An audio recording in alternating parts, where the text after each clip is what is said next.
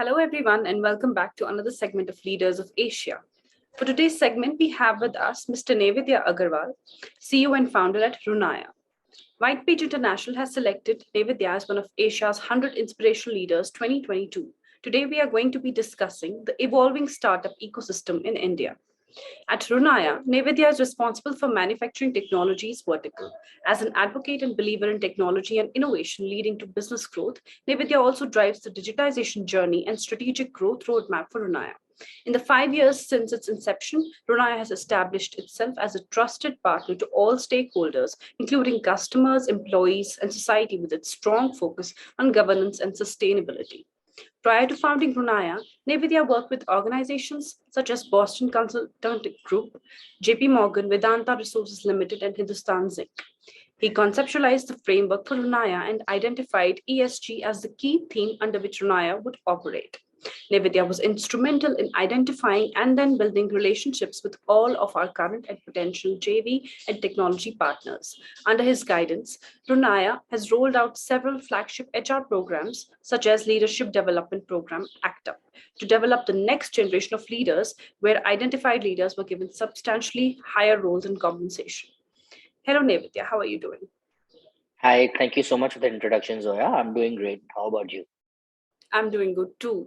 So, recently I came across an article where it was mentioned that India has become the third largest startup ecosystem in the world after the US and China.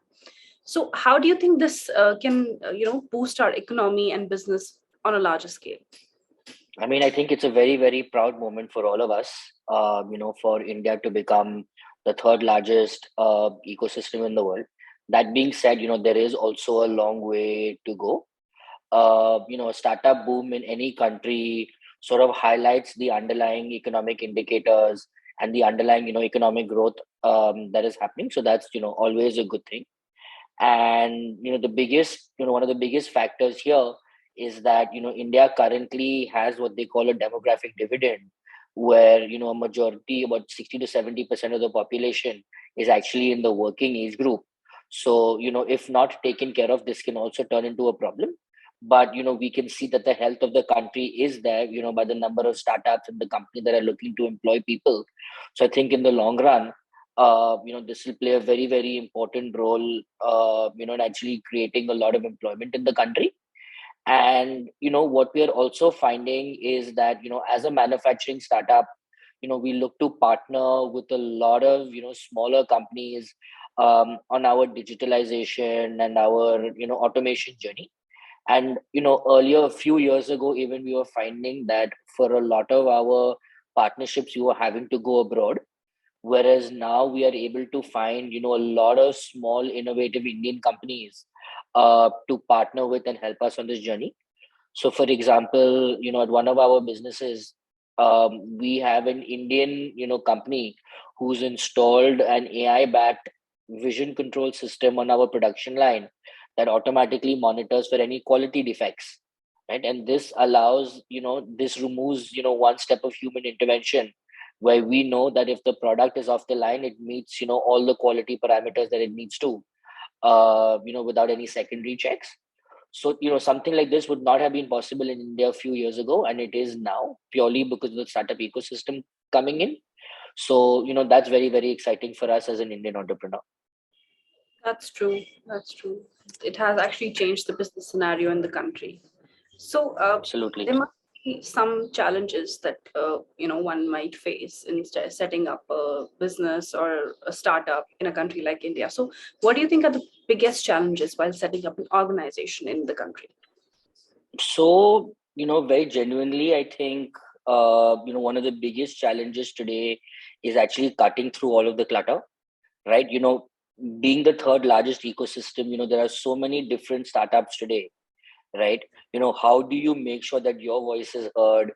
How do you differentiate yourselves from other people in the industry, right? So that becomes, a key area to sort of focus on, how do you stand out from the crowd, so to speak. And then, of course, it's a question of talent as well, right? Today, there is only a finite amount of talent, and as the number of companies looking to onboard that talent increases, it also becomes harder and harder And now what you're finding is that earlier, talent would come to you, and you would interview the talent, right? Now it's a question of the talent is interviewing you to check whether you are a good fit, for them, for their journey, right? So talent, the competition for talent is a key, I think, something that startup founders should take into mind, right? Which is why also sometimes I feel that having a strong, co-founder, if you're a smaller D2C startup, having a strong co-founder could really help you in that journey, where you already have, two senior people on board who have contrasting skill sets that can complement each other. That's true. Uh, how do you think that aspiring entrepreneurs should go about introducing their ventures to the world?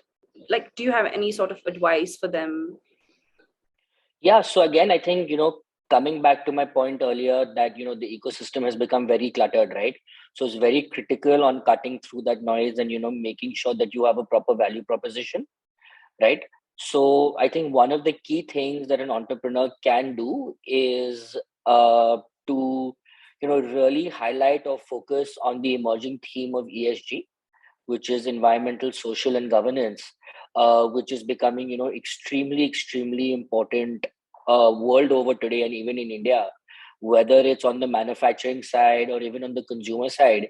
You are seeing D2C startups, for example, that have recycling or sustainability or CSR as a core part of the value proposition, are not only doing better, in terms of their consumer outreach and in terms of their market outreach, but are also seeing higher valuations, right? So that, I think, can be a key differentiator for a lot of companies. And for example, even at Runaya, ESG was a very key theme that we wanted to focus on with our sustainability businesses, because we understand that it's extremely important to preserve the world we are living in for future generations, right? And it's one thing, a lot of people ask me that, why did you get into manufacturing when it's traditionally a red industry, right? While it might be good to say that, look, you're not doing anything associated with the red industry, you're only in recycling or you're only in renewable energy, etc. When you actually look at the real picture on the ground, that transition is still 20-30 years away, right? Where you move entirely towards clean energy and clean manufacturing is not a transition that's going to happen overnight. So we said, why not come in and actually help traditionally red industries become more green, because that's where a lot of the short term changes will need to happen, right? So we started off by identifying aluminum waste as a very key sector for us, where 2% of global of aluminum production actually is actually a waste product that is extremely hazardous in landfills. And through our patented process, we were actually able to eliminate that 100%, right? So that's one way to actually cut through some of that noise. And another way is, again, building on this to have a very clear value proposition, right?